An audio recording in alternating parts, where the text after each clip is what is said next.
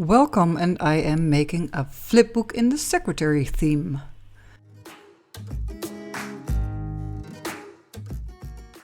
You will see me making the covers over here. I chose a French ledger paper and Tim Holtz memoranda paper. I just want to reinforce the papers because it's the cover and I want it to be sturdy.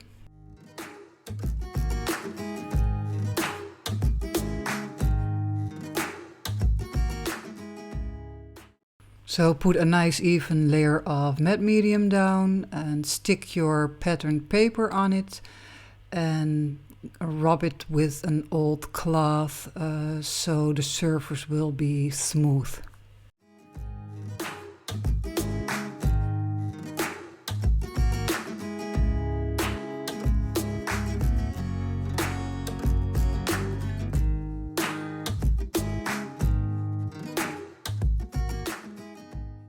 I like to tear the edges. I like the roughness of it, and yeah, just push your ruler down and rip the paper.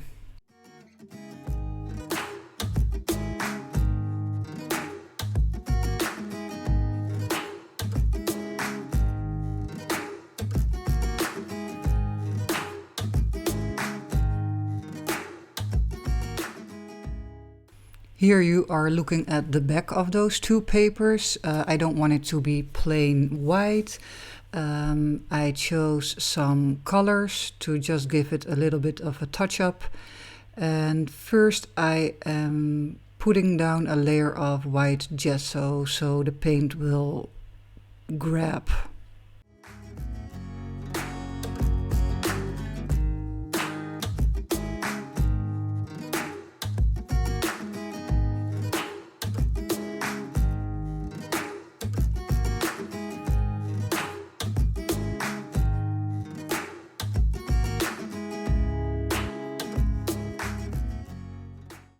As I looked at the Tim Holtz memoranda paper, I saw light blue lines in the background and some, it's like a mustard yellow.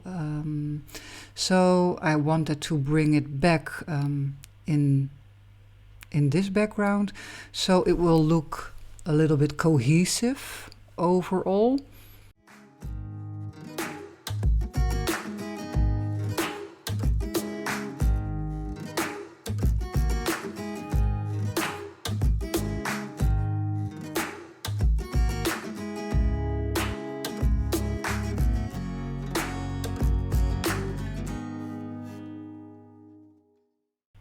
And it's all about just a slight touch with the brayer. Just get some paint on the brayer and yeah, don't press too hard, just slightly and a light touch.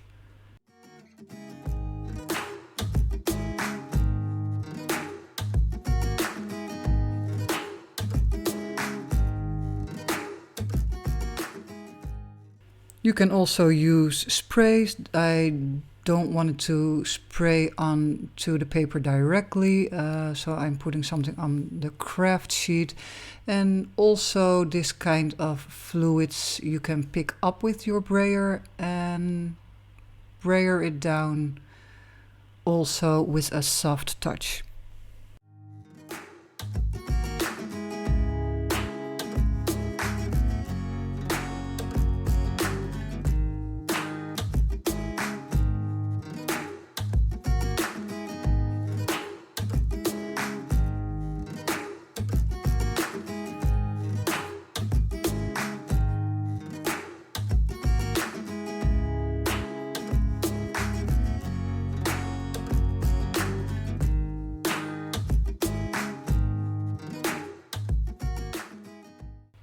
So in the end, this is what it looks like, and I'm going to ink up the edges with the archival ink coffee color and also work the ink a little bit to the middle of the paper, so into the paper, not only the edges.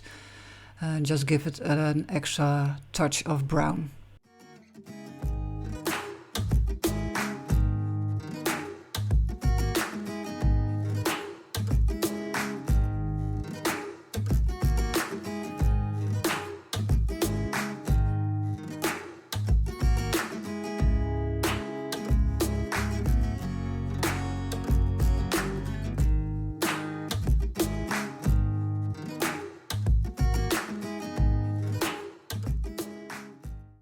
Here I'm going to measure out the front of my cover. And well, don't throw your scrap pieces of paper away, but just put them on your desk or on the side, and yeah, maybe it will give you another idea how to use them later.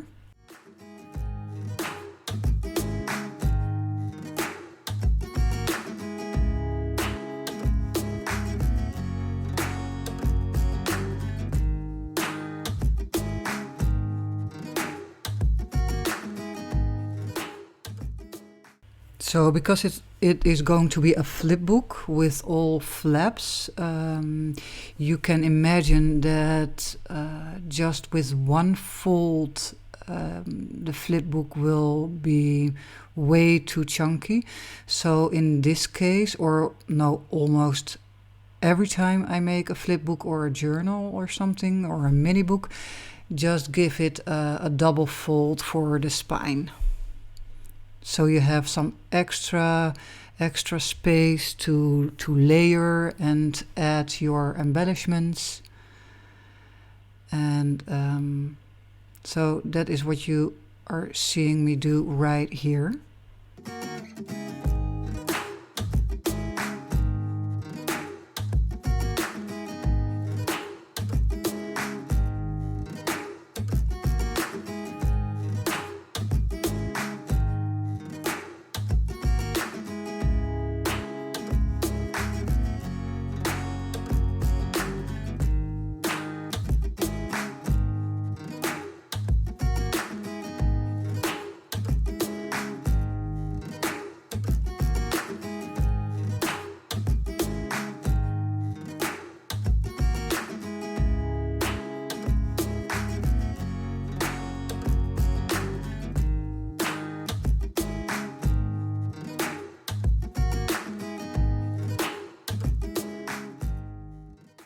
You can see I don't like the straight edges, so I'm tearing some paper off. Also put that little piece to the side because you can use it later on.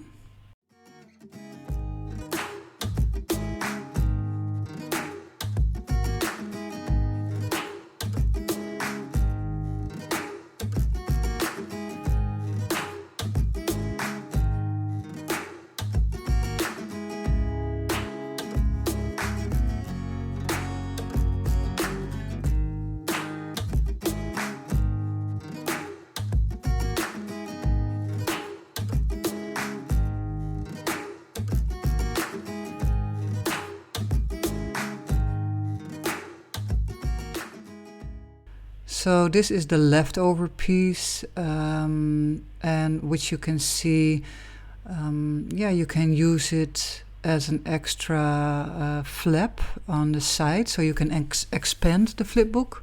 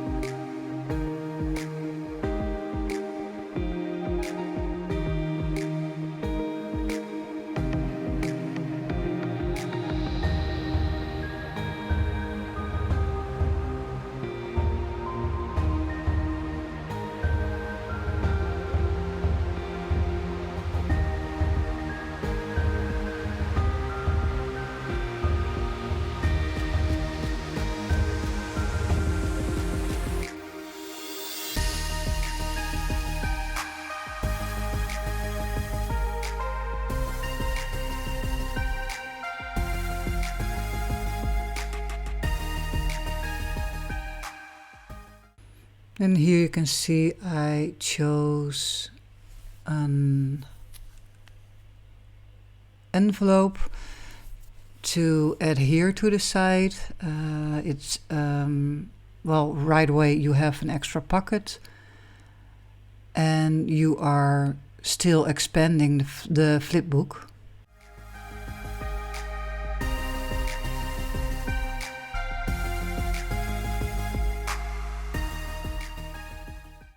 I am stacking up some papers, different kind of papers, and also with a little bit of a light blue in between, because like I already said, there is also a light blue in the papers.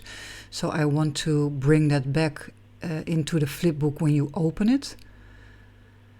The papers are mostly tea dyed or coffee dyed, and if they are just blank like this one, I am adding some ink to make it look vintage. It's like an invoice and some papers that you would see in a secretary theme.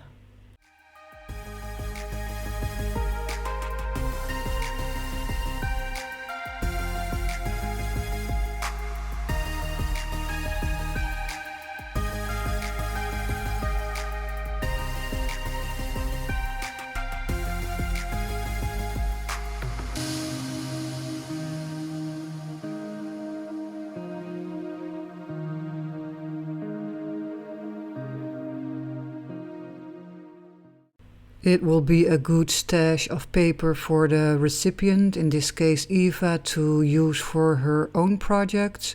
And she can do whatever she wants in a collage or a journal spot, or making a little envelope or pocket. It's up to her.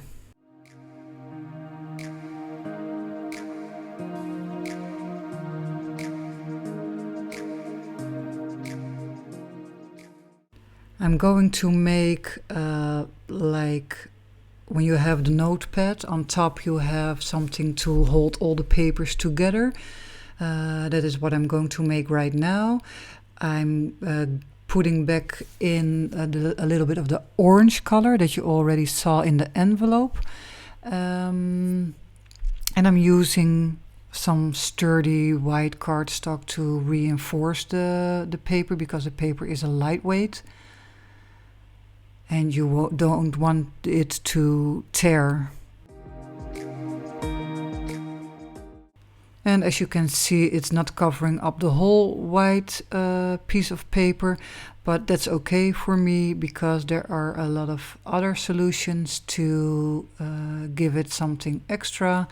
You can use some leftover pieces of paper, some stamping, or maybe some tape to cover it up.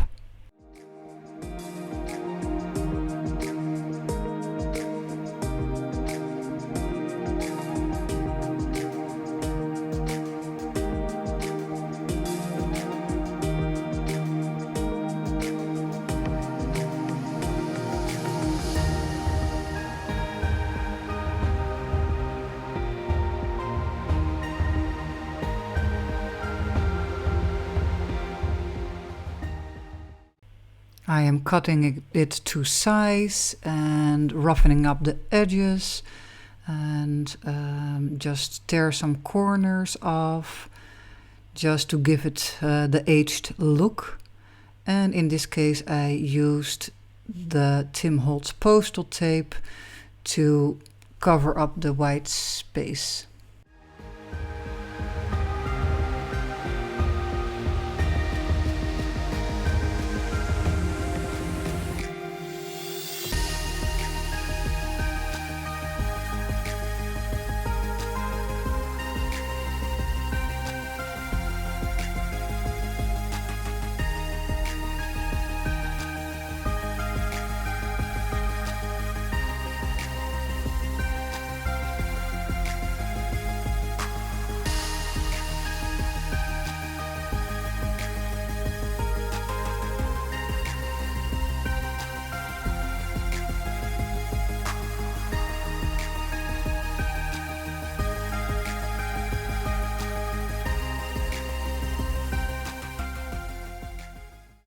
I decided to put an extra strip of paper under it for an extra layer to create some interest, and also to bring back a piece of the French ledger paper that I already used before.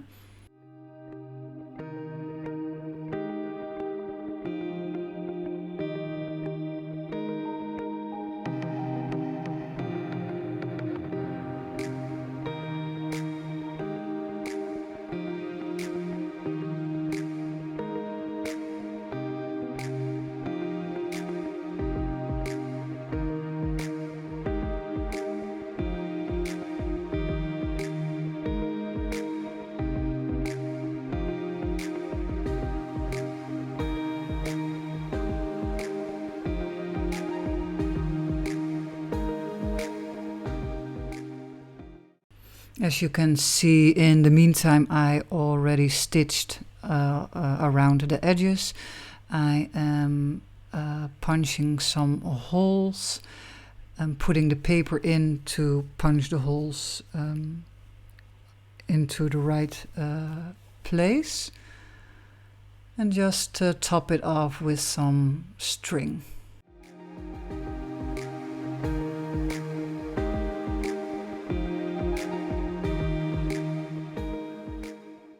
And I hope to see you in part 2.